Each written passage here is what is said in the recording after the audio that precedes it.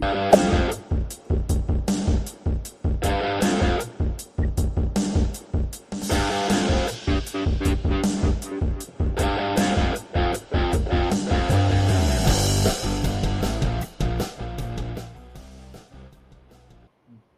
morning, hockey fans. This is Stephen Heisler with HeisHockey.com, the victorious hockey company, and the absolutely crazy junior hockey discussion group on Facebook. You are watching the Junior Hockey Morning Show. We are on the World Sports Broadcasting Network, WSBN.TV, Facebook, Twitter, YouTube.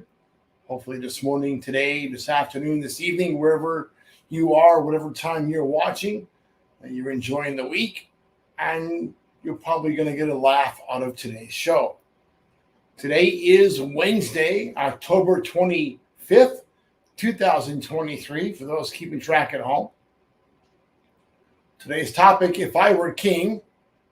Sometimes I do this on Tuesday, and I do a vault show, or I reverse it and do the king on Tuesday and vault on Wednesday. But generally, Tuesday and Wednesday, you're going to get one or the other. Today, you're going to get the king show. The reason why this show is today and not yesterday is because, well, I had this story teed up for yesterday, but I wanted this quote that you're going to get at the end that will kind of bring this whole thing together. If I were king of hockey, he would cancel the continued practice of the kangaroo court. Hold on a second. Did Say Sport not already address that ridiculousness? They have. That's right, you silly brain surgeons. Say Sport did mandate the end of the silliness. But here we are, still talking about kangaroo court. This is junior hockey, and Say Sport can't mandate out a time-honored tradition that delivers beer money for the veterans, can they? Well, they have, and they did. Simply said, the continued practice of bullying, hazing, and kangaroo court can put any chance of going to college hockey in serious jeopardy. The first thing the kids are going to say is, well, how are they going to find out? That's funny because some of you are just ignorant enough. I'll use ignorant because it's an appropriate word here. To use applications like Venmo and Cash App to collect fines for the kangaroo festivities. There's a word for such tragic mistakes of judgment. I know this is going to be crazy. That word is called evidence. Yes, evidence. Now just imagine how such an outstanding team leader is going to explain away his junior hockey extortion earnings to the Say Sport investigator. We're not talking about just a few bucks here and there. Some of these numbers are coming up to hundreds of dollars a week. It's nuts. One such player recently left his team, skated out of town with a pile of his teammates' money. That's always fun.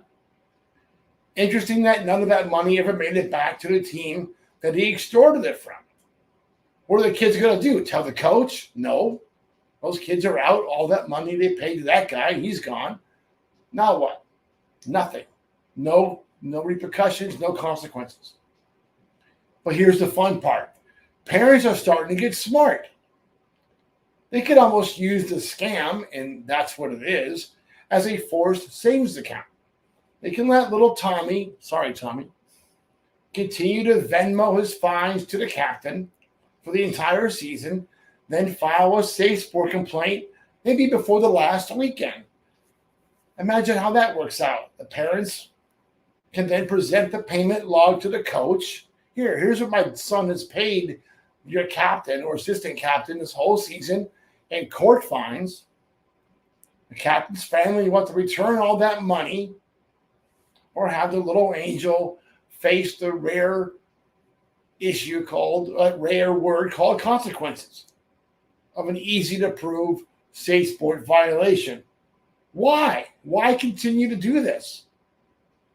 What is the purpose of wanting to continue the very unsophisticated bullying and hazing antics if the result can so easily soil the team leader's reputation forever. Here's the really ridiculous part. The antics are common across the entire continent. Yes, across the entire continent. Every level of play, although I'm not hearing this out of the USHL or BCHL, but pretty much everywhere else, this is a common occurrence.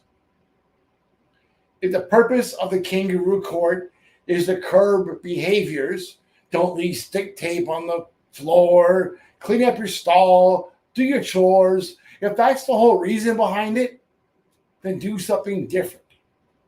I challenge you. Do what the military does. Don't punish one person, punish the entire team. Do something as an entire team, and I guarantee you that idiot won't continue that behavior. Nothing's worse than having the whole team pissed because you made a mistake. It's amazing how quickly that mistake doesn't get repeated. Don't want to do calisthenics, don't want to run 10 kilometers, don't want to run stairs, and do something as a group. Clean up around the rink. Do something. Make up something to make that behavior go away. But the whole team's got to face it. The whole team together, not just the one kid. So here's what's going to happen from here on out. If you dummies continue this practice, I'm going to invite parents to keep a log of their Venmo payments made by the little kids, made by the boys to the captain, and then we're going to start naming the captains. Here you go. And I'll put that out there for Jump Street because that's what we have to do. And you can deal with the situation later on, those consequences. Teams are going to find out. Leagues are going to find out. They're going to want to investigate it. But meanwhile, pretty much every Division I and Division III hockey coach and team in the country is going to know that you've been collecting Venmo payments for team extortion fees. Here's a quote from a former Division I coach regarding the issue. I would have to question the character of any player that has his name attached to team bullying, hazing, and court fines. This would include those players in the room allowing the behavior to happen in the first place. So what that coach is saying, if you're letting this baloney happen in your room, you're just as guilty as the guy collecting the money. Easy enough. That's it for today. Hope that you enjoy your morning coffee and have a great